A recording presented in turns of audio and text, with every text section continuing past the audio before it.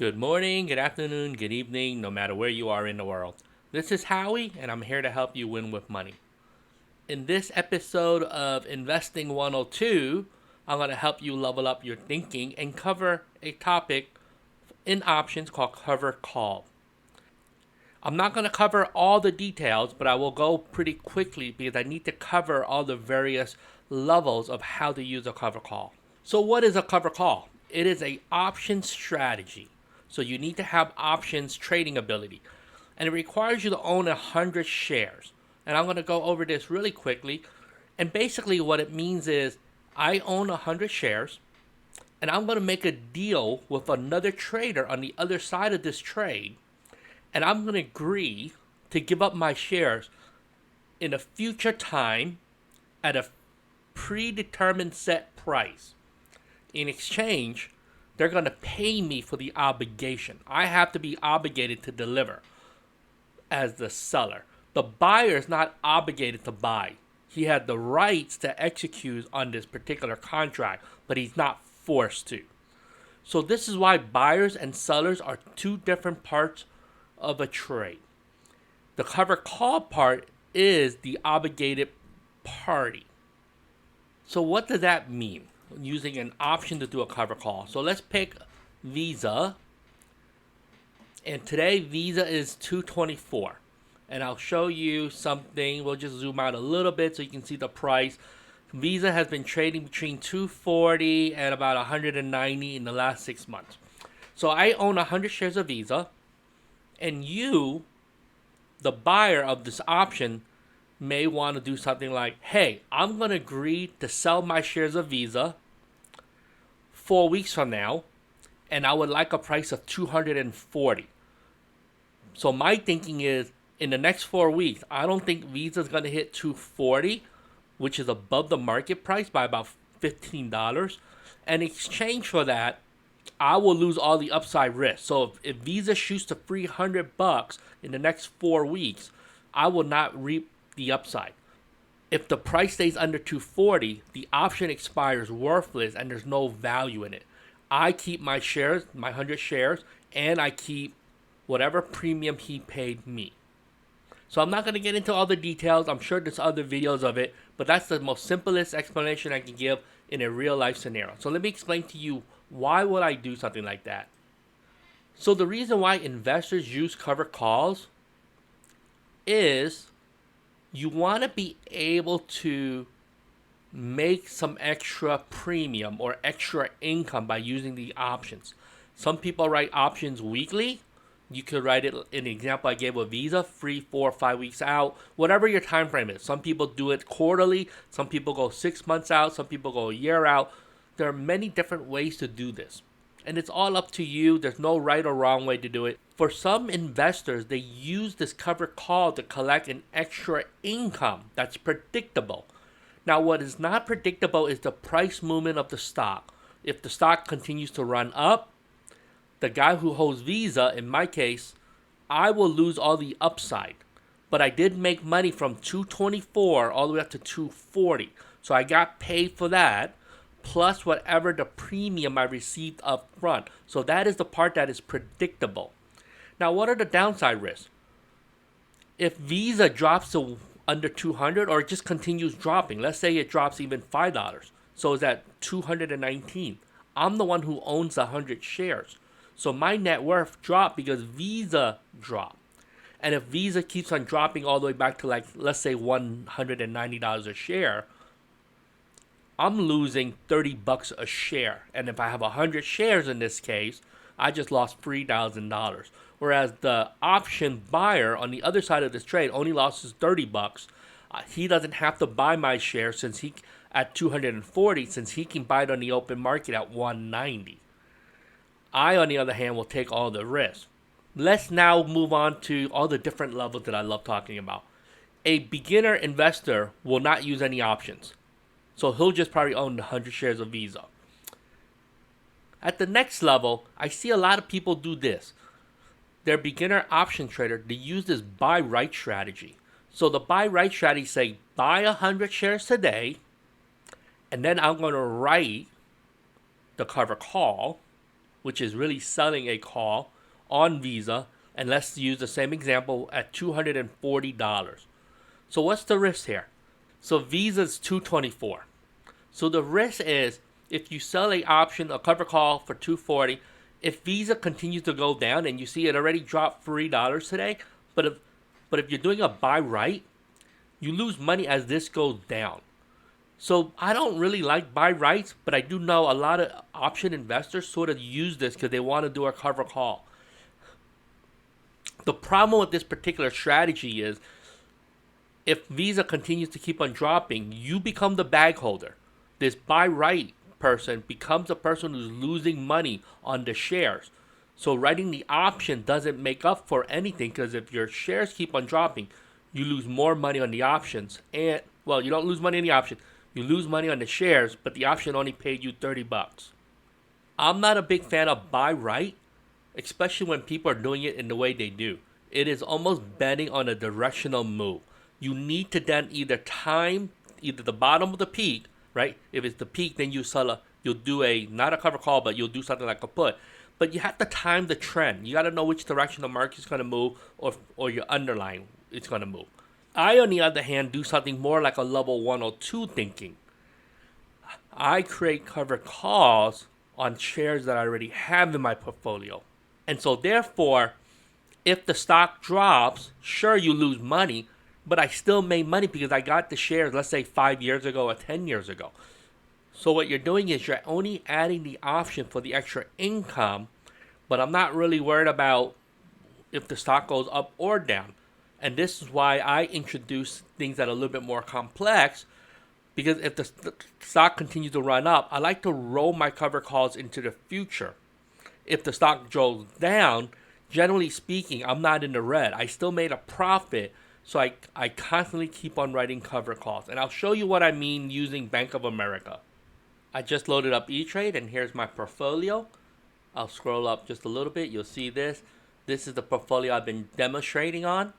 And here is Bank of America. And the first thing I want to show you is today is $46. You see that I'm up 249%.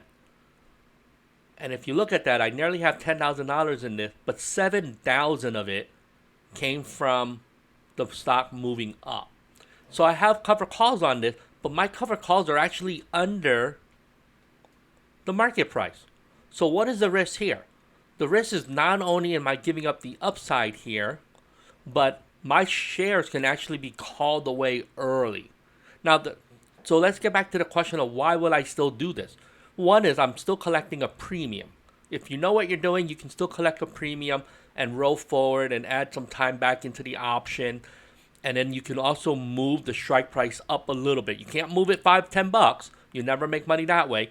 But you can move it 50 cents or $1 and still collect a credit and still add value to this. Now, do I care if this thing drops $10? If this is trading at $36, sure, I lost money here. But in theory, I'm already capped. I'm capped at 37 and 39. So if this thing drops, my option pricing will change and I can still make money rolling or rewriting or reestablishing a new cover call. I can close this and add a new one.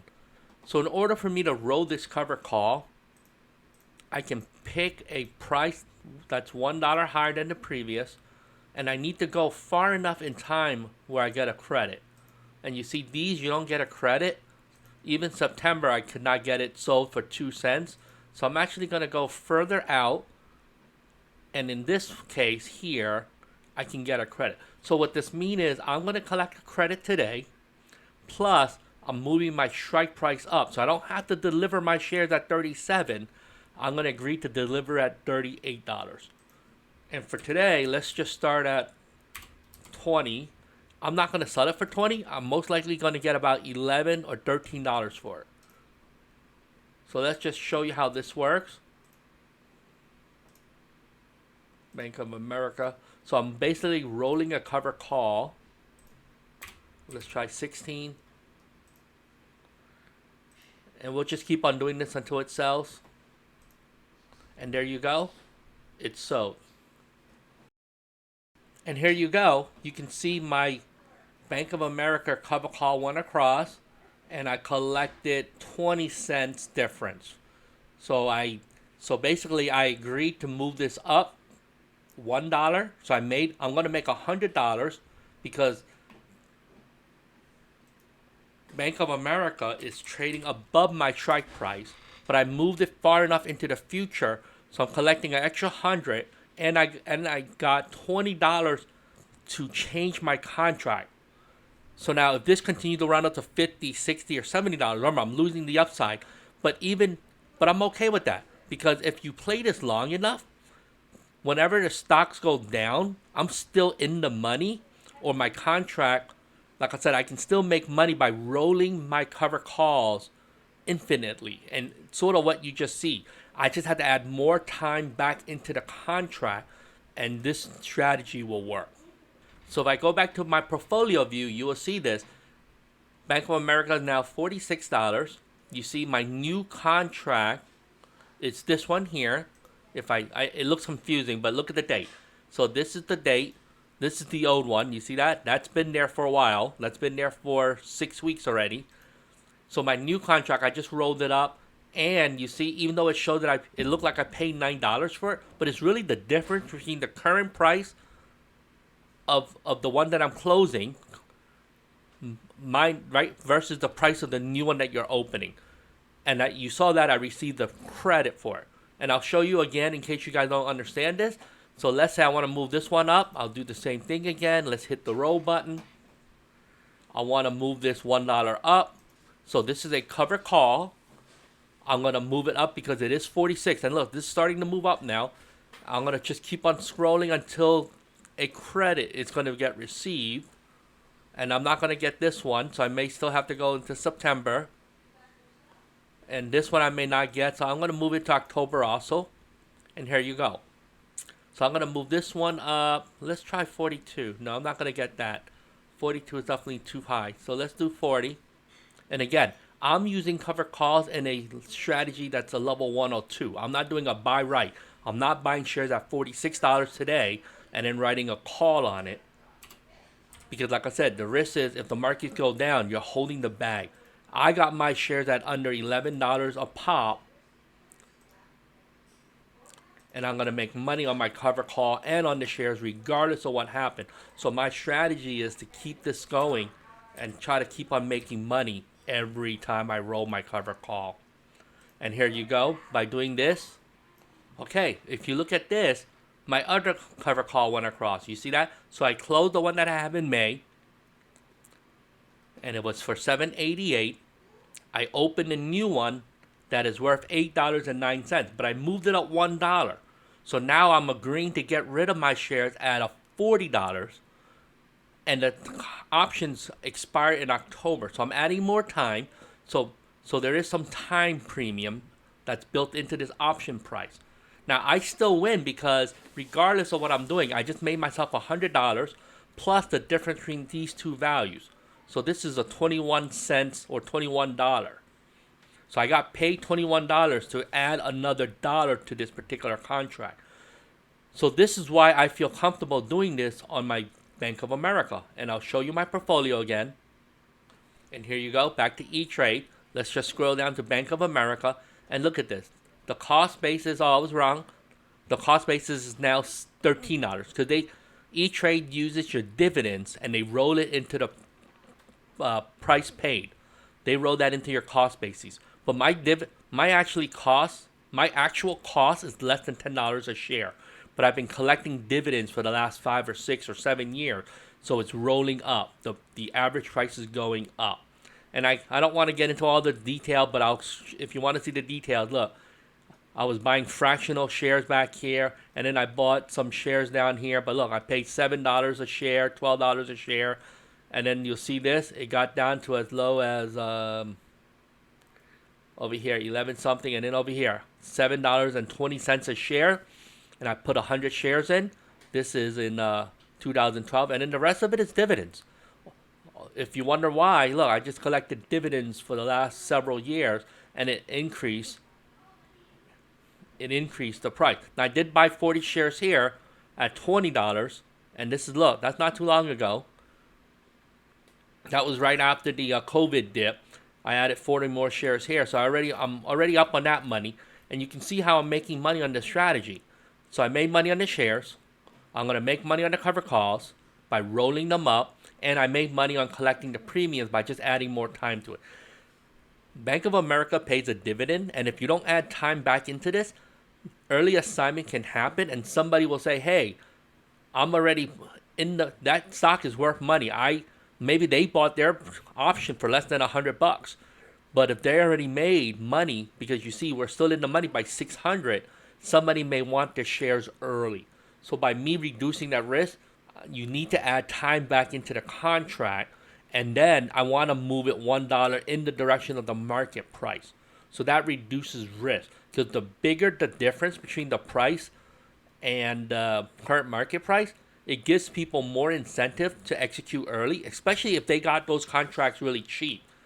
Like if a stock is going to run up, people can buy contracts for 4, 5, 6 cents and then worth $2, $3, or $4 later. So they can make 50 or 100 extra money, and at some point they may want to call their shares or they sell their contract for the profit. So there are many ways option traders play it, but this is just one example of how the cover call works. So what I demoed was this here. I'm selling a cover call against 100 shares that appreciated. And you see that. My shares are already up 250%, but I'm not going to lose those shares. At least I don't hope so. So that's why I want to add more time back into the option, move up the strike price $1 closer to the market price.